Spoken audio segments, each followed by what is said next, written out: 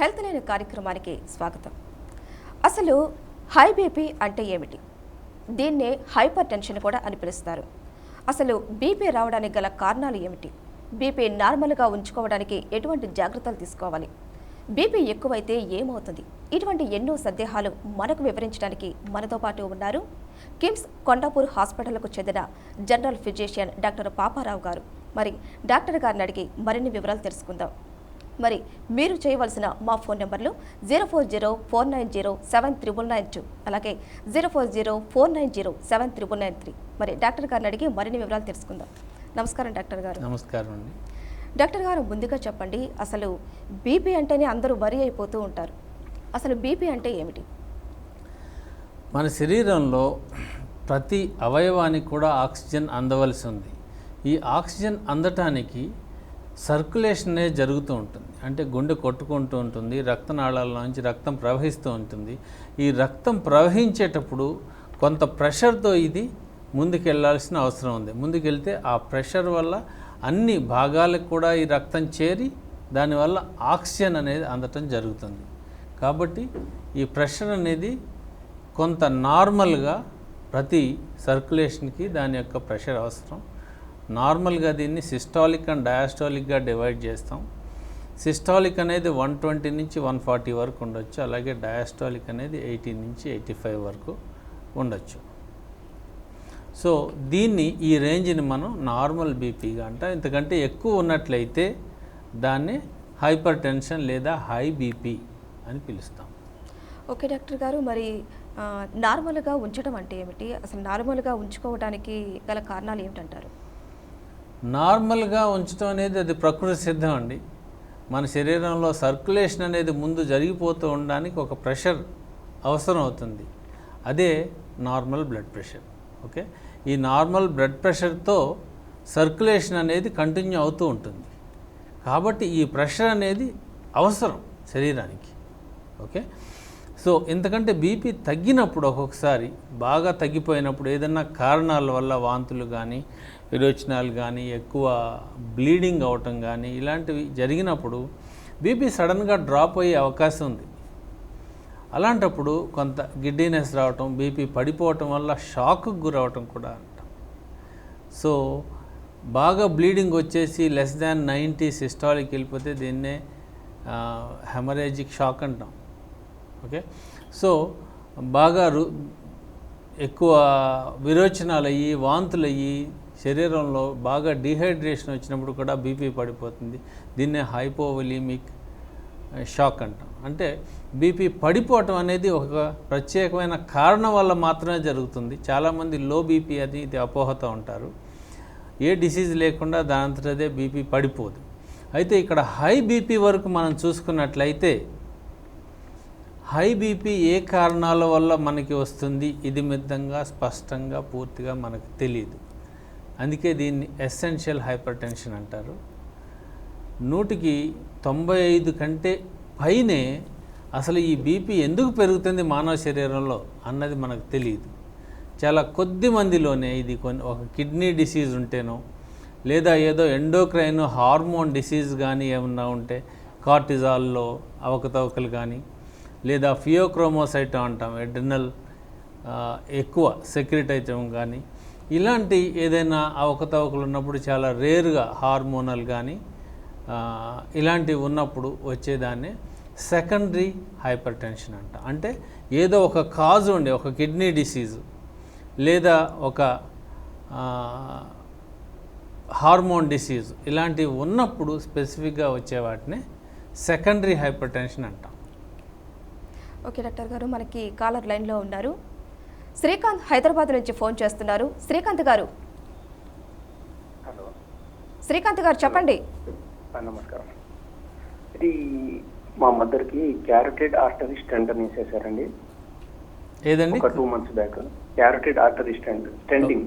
Okay, దాని అంతకుముందు 6 months ముందు బీపీ ఏం లేకుండా అండి. దానికి డయాబెటిక్స్ ఏజ్ 61. ఓకే, అయితే మేము ఎప్పుడు చూపించిన నార్మల్గా ఒక 2 months అట్లా చూపిస్తే ఏం లేకుండే. అయితే ఇంట్లో కూడా మిషన్ పెట్టుకుని దాని తర్వాత ఈ స్టెంటింగ్ అయిన తర్వాత చూసాము. ఆ రెగ్యులర్ మెయింటైన్ చేసుకుంటూ వస్తే 130, 140 అలా వస్తుంది. అయితే ఆమ్లాంగ్ ప్లెయిన్ వేసేవాళ్ళం 5 inch. ఓకే. సో ఇప్పుడు అది అలానే కంటిన్యూ చేస్తున్నాము. నార్మల్గా ఒక 2 days బ్యాక్ 3 days బ్యాక్ ఆపేసామన్నమాట. కొంచెం తనకి ఏదో హెడేక్ వచ్చినట్టు అలా అనిపించింది. కానీ అక్కడ మాత్రము తను ఏం చెప్పాడంటే న్యూరాలజిస్ట్ మనం ఎక్కడైతే ఇది చేయించాము అది స్టెంటింగ్ అదంతా క్లియర్గా ఉంది, అది ఓపెన్ అయిపోయింది, బ్లడ్ ఫ్లో సర్క్యులేషన్ బాగానే ఉంది, ఈ బీపీ మరి మీరు అనుకుంటే చూడండి అని. అంటే మేము వాకింగ్ ఇట్ అంతా చేపిస్తున్నాం కాబట్టి ఇంకా బాగానే ఇప్పించామన్నమాట. అది ఆంబులాన్ కంటిన్యూ చేయమంటారా మరి ఎలా అంటారు అన్నట్టు 5 mg. ఓకే. ఇప్పుడు మీరు కరోటిడ్ ఆర్టరీ స్టంటింగ్ చేయించడానికి ఒక కారణం ఉంటుందండి. కరోటిడ్ ఆర్టరీలో కొంత బ్లడ్ ప్రెషర్ వల్ల కానీ లేదా అథెరోస్క్లెరోసిస్ అనే ప్రాసెస్, ఏజింగ్ ప్రాసెస్ వల్ల ఆర్టరీస్లో నేరో అయినప్పుడు, రక్త ప్రసరణ సరిగ్గా జరగనప్పుడు ఈ కరోటిడ్ ఆర్టరీ స్టంటింగ్ అనేది చేస్తారు. అయితే దీనివల్ల బీపీ పెరగటానికి తగ్గటానికి సంబంధం లేదు. బీపీ ఉన్నప్పుడు మీరు ఆమ్లోడెపిన్ వాడుతున్నట్లయితే దీనివల్ల కొద్దిమందికి గుండె దడ కానీ హెడేక్ కానీ ఇలాంటి సైడ్ ఎఫెక్ట్స్ వచ్చే అవకాశం ఉంటుంది. అలాంటివి ఒక 5 to 7 days వరకు మనం చూడొచ్చు. అది తగ్గిపోయినట్లయితే మనం కంటిన్యూ చేయొచ్చు, లేదా తగ్గినట్లయితే ఇంకా సేఫ్ ట్యాబ్లెట్స్, ఆల్టర్నేటివ్ ట్యాబ్లెట్స్ గురించి మనం డాక్టర్ని సంప్రదించవచ్చండి. రైట్ డాక్టర్ గారు, నెక్స్ట్ కాలర్ లైన్లో ఉన్నారు. రాజు హైదరాబాద్ నుంచి ఫోన్ చేస్తున్నారు. రాజు గారు నమస్కారం. చెప్పండి రాజు గారు, డాక్టర్ గారు ఉన్నారు, మీ సమస్య వివరించండి.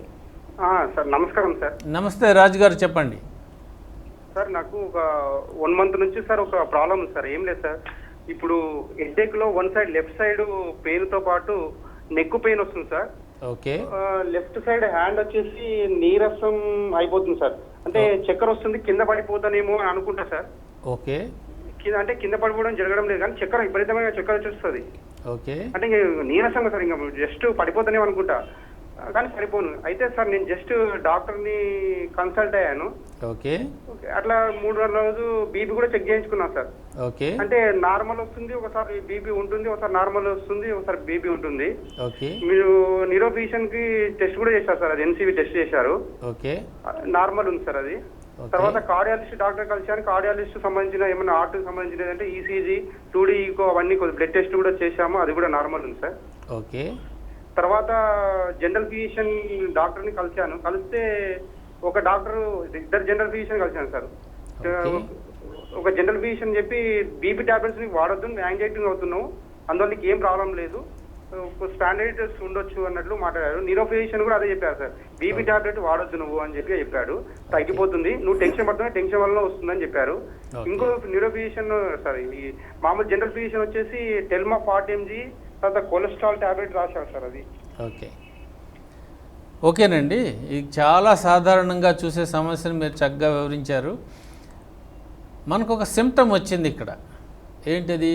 ఒక చెయ్యి లాగటం, అలాగే నెక్ దగ్గర నుంచి చెయ్యి లాగటం, కొంచెం ఆయాసంగా ఉన్నట్టు అవటం, ఒత్తిడికి గురైనట్టు సిచ్యువేషన్ రావటం. అయితే మీరు కార్డియాలజిస్ట్ దగ్గరికి వెళ్ళి ఇది హార్ట్ ప్రాబ్లం ఉందా లేదా అన్నది రూల్ అవుట్ చేసుకున్నారు. న్యూరోఫిజిషియన్ దగ్గరికి వెళ్ళి ఏదైనా నరాలకు సంబంధించిన విషయం ఉందా అనేది మీరు రూల్ అవుట్ చేసుకున్నారు. చేసుకున్నప్పుడు కేవలం బీపీ వల్ల మీకు ఇలాంటి సమస్య, ఇలాంటి సిమ్టమ్ రావటం అనేది జరగదు. ఎందుకంటే బీపీ 95 ప్రైమరీ బీపీ ఎప్పుడు కూడాను సైలెంట్ డిసీజ్. అది సైలెంట్గా ఉంటుంది, మీకు ఏమాత్రం సిమ్టమ్స్ ఉండవు. ఇది అట్లాగే ఇంకో రకంగా ఇది సైలెంట్ కిల్లర్. దాని పని చేసుకుంటూ పోతూ ఉంటుంది. మనకి దాన్ని గుర్తించి మనం సరైన వైద్యం తీసుకోకపోతే. అయితే బీపీ అనేది ఒకసారి మనకి నిర్ధారించిన తరువాత ఒకసారి బీపీ ట్యాబ్లెట్ అనేది మనం స్టార్ట్ చేస్తే ఇది జీవితాంతం కూడా వాడవలసి ఉంటుంది. కాబట్టి 1కి 2 సార్లు ఖచ్చితంగా బీపీ ఉన్నది, బీపీ ఉన్న డెఫినేషన్లోకి వచ్చింది అనేది నిర్ధారణ చేసుకుని మాత్రమే ఏ వైద్యులైనా సరే బీపీ మాత్ర అనేది మొదలు పెట్టవలసిన అవసరం ఉంటుంది. సో 1కి 2 సార్లు ప్రతి వారానికి ఒకసారి బీపీ చెక్ చేసినట్లయితే 2-3 వారాలు, అలా 6 వారాల వరకు చెక్ చేయొచ్చు. ఇందులో 2 నుంచి 3 సార్లు బీపీ రీడింగ్స్ మీకు గనక ఎక్కువ ఉన్నట్లయితే, సాధారణ స్థాయికి మించి మీకు బీపీ ఉన్నట్లు లెక్క. అలాంటప్పుడు మీరు బీపీ ట్యాబ్లెట్ ఖచ్చితంగా స్టార్ట్ చేయాలి. ఏదో ఒక టైంలో బీపీ నార్మల్ కానీ ఉండొచ్చు, కానీ కేవలం నార్మల్గా ఉన్న బీపీని మనం ట్రీట్ చేయట్లేదు. ఆ హైగా వచ్చే బీపీ ఏదైతే ఉంటుందో అది రాకుండా ఉండవలసిన అవసరం ఉంది. కాబట్టి మనం 2-3 రీడింగ్స్ తీసుకొని అందులో 4-5 రీడింగ్స్ తీసుకుని అందులో 2-3 కనుక ఎక్కువ ఉన్నట్లయితే ఖచ్చితంగా మనం బీపీ ట్యాబ్లెట్ స్టార్ట్ చేయవలసి ఉంటుంది. అయితే మీరు చెప్పిన సిమ్టమ్కి ఈ బీపీకి ఏమాత్రం సంబంధం లేదు. ఎందుకంటే మనం అనుకున్నట్టు BP is a silent disease. దానివల్ల ఏ సిమ్టమ్స్ ఉండవు.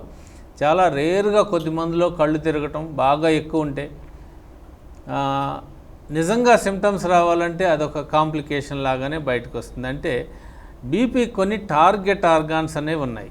ఒకటి హార్ట్, అంటే వస్తే హార్ట్ బాగా బీపీకి ఎగనెస్ట్గా అది పంప్ చేయాలి కాబట్టి హార్ట్ సైజు పెరుగుతుంది. అలాగే కొంత లెక్క వెళ్తే హార్ట్ ఒక సైజు వరకు, ఒక స్టేజ్ వరకు అది కాంపెన్సేట్ చేసి ఆ తర్వాత కాంపెన్సేట్ చేయలేక అది ఫెయిల్ అయిపోతుంది. దాన్నే హార్ట్ ఫెయిల్యూర్ అంటాం.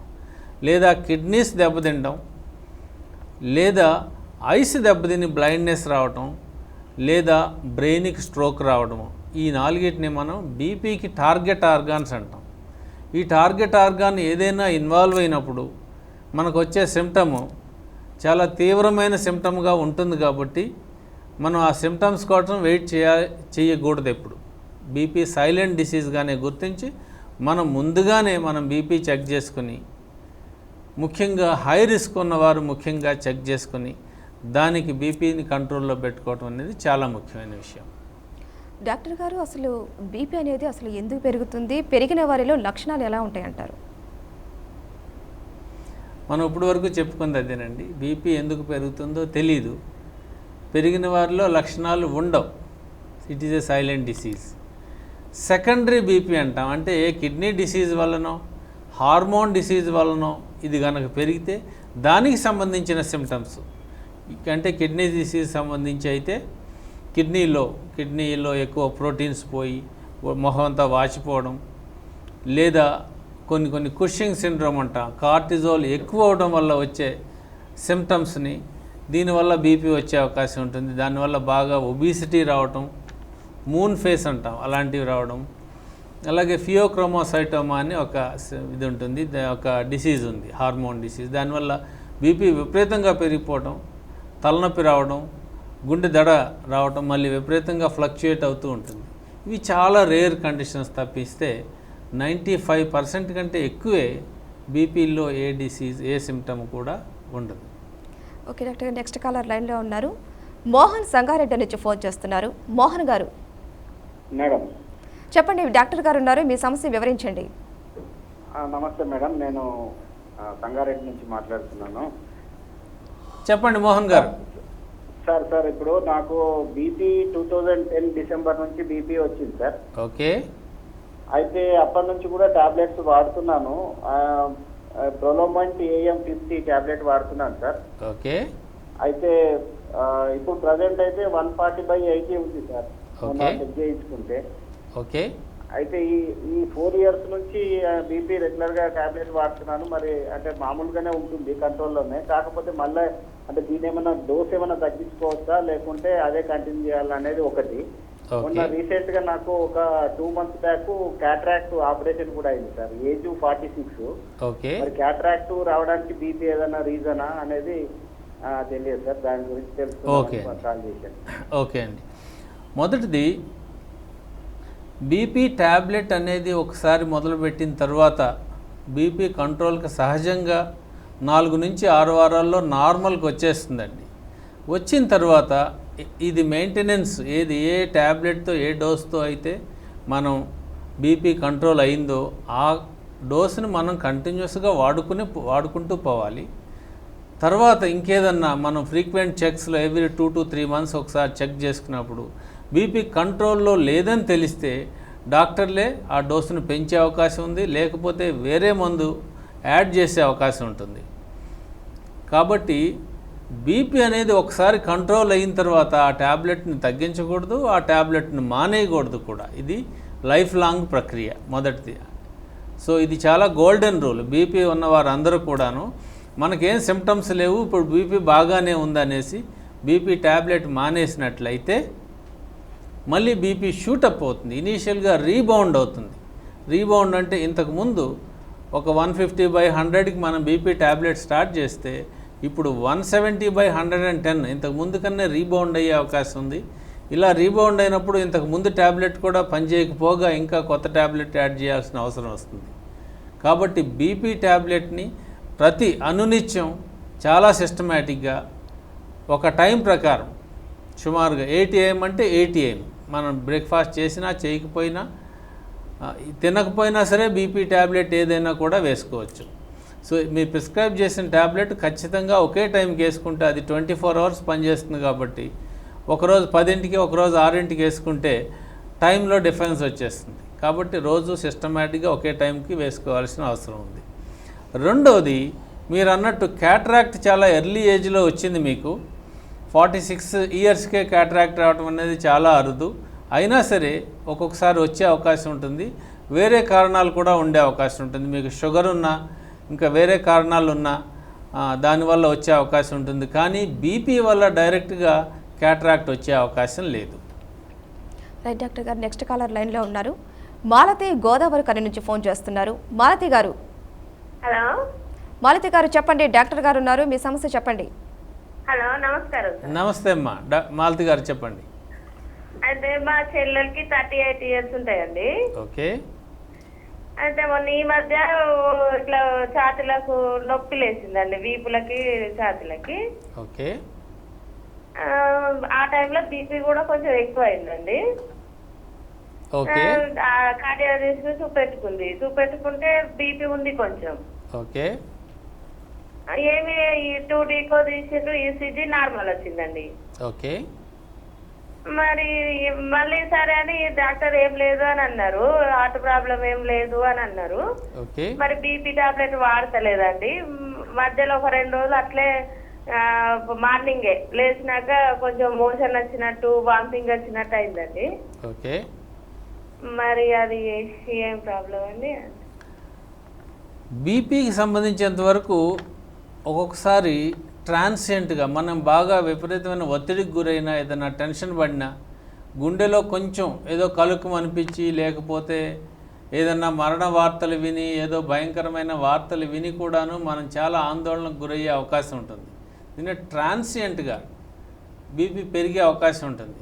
అలాగే డాక్టర్ దగ్గరికి డాక్టర్ వెళ్ళిపోతారో అని చాలా వేగంగా పరిగెత్తుకుంటూ వచ్చి వెంటనే చూపించుకున్నా, లేకపోతే మెట్లెక్కి వచ్చి వెంటనే చూపించుకున్నా, వీటన్నిటికి కూడా బీపీ ట్రాన్సియంట్గా పెరిగే అవకాశం ఉంటుంది. కాబట్టి డాక్టర్ దగ్గరికి వచ్చిన తర్వాత మేము కనీసం 10-15 నిమిషాలు కామ్గా వాళ్ళని కూర్చోబెట్టి నార్మల్ పరిస్థితికి తీసుకొచ్చి తర్వాత మేము బీపీ చెక్ చేస్తాం. 1-2 సార్లు చెక్ చేస్తాం. ఒక్కొక్కసారి కొందరికి హాస్పిటల్కి వెళ్తేనే బీపీ పెరిగిన పరిస్థితి వస్తుంది. ఒక్కోసారి డాక్టర్ని చూడగానే ఆ వైట్ కోటు, స్టెత్ ఇవన్నీ చూడగానే ఏమైపోతుందో అని కంగారులో కూడా బీపీ పెరిగే అవకాశం ఉంటుంది. దీన్నే వైట్ కోట్ హైపర్ టెన్షన్ అంటాం. సో ఇలాంటి వాటన్నిటిని కూడా జాగ్రత్తగా మనం గమనించాలంటే దీనికి అంబులేటరీ బ్లడ్ ప్రెషర్ రికార్డింగ్ అనే ఒక ఇన్స్ట్రుమెంట్ ఉంటుంది. ఆ మెషిన్ పెట్టేస్తే అది 24 hours కూడా రికార్డ్ చేస్తుంది. పడుకున్నప్పుడు, నుంచున్నప్పుడు, ఏదైనా పని చేసేటప్పుడు రికార్డ్ చేస్తూ పోతూ ఉంటుంది. అప్పుడు మనం దాన్ని అనలైజ్ చేసినట్లయితే ఎంత హైయెస్ట్ వచ్చింది, ఎంత లోయెస్ట్ వచ్చింది, బీపీ నిజంగానే ఉందా, లేకపోతే ఎక్కడికైనా వెళ్ళినప్పుడు ఈ కంగారు వల్లే బీపీ వస్తుందా అన్న దాంట్లో క్లారిటీ వస్తుంది. డాక్టర్ గారు, మరి ఈ బీపీని కంట్రోల్లో ఉంచుకోవడానికి ఎటువంటి ఆహార నియమాలు పాటించాలంటారు? ఆహార నియమాలకు వచ్చేసరికి ఇప్పుడు సాల్ట్ తగ్గించడం అనేది జగమెరిగిన సత్యం అండి. ఇది అందరూ చాలామంది సాల్ట్, లో సోడియం సాల్ట్ అని ఇప్పుడు కొత్తగా వస్తున్నాయి. టాటా సాల్ట్ లైట్, లోనా సాల్ట్, ఇలాంటి కొన్ని సాల్ట్స్ వస్తున్నాయి.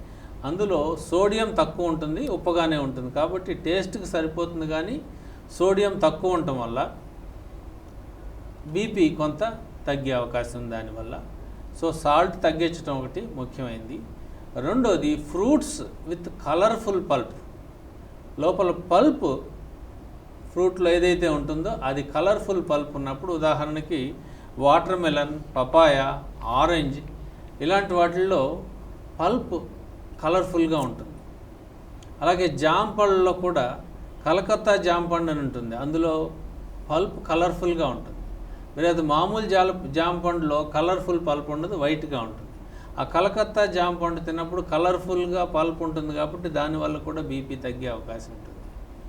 కాబట్టి ఇందులో అయితే పొటాషియం అనేది వీటిలో ఎక్కువ ఉంటుంది. ఈ పొటాషియం వల్ల వాసో రిలాక్సెంట్ ఫ్యాక్టర్ అంటాం, అంటే బీపీ కొంత తగ్గే అవకాశం ఉంది. కాబట్టి ఫ్రూట్స్ విత్ కలర్ఫుల్ పల్ప్ అనేది చెప్పదగిన సూచన అన్నమాట. ఓకే డాక్టర్ గారు, బీపీ అంటే ఏమిటి, అసలు బీపీని ఎలా నార్మల్గా ఉంచుకోవాలి, ఇటువంటి ఎన్నో సందేహాలకు చక్కగా సమాధానం ఇచ్చారు. Thank you doctor. Thank you. చూసారు కదండి, డాక్టర్ గారు చెప్పినట్టు బీపీని ఎలా నార్మల్గా ఉంచుకోవాలి, ఎటువంటి జాగ్రత్తలు తీసుకోవాలి, చాలా చక్కగా వివరించారు.